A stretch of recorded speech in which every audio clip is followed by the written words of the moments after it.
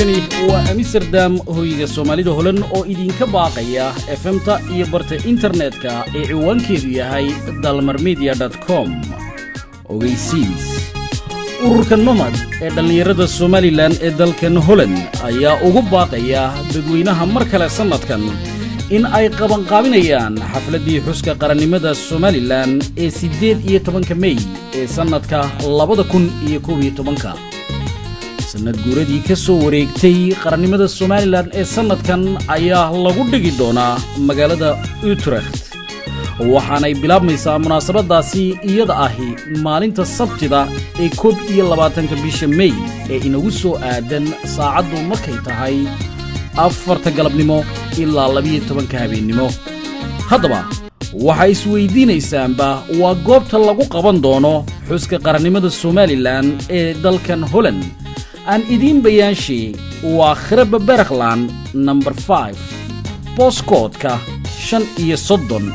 720 VX Utrecht aan idinku celiyo jidka magaciisu waa Khrab Bergland lambarka 5 35 720 VX waana hool weyn oo aanad ka lumayn wixii warar faahfaahina ee inta ka badan kala xiriir guddiga qabanqaabada ee ururka ay leeyihiin dhalinyarada Somaliland ee dalkan Holland Nomad la xiriir email-kooda nomad.group@hotmail.com nomad.group@hotmail.com ama mobilka lambarkiisu yahay eber 642 9 waxaana sanadkan lagu marti qaaday fanaaniin ay ka mid tahay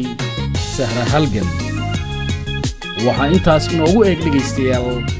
ogeysiiskeenii caawa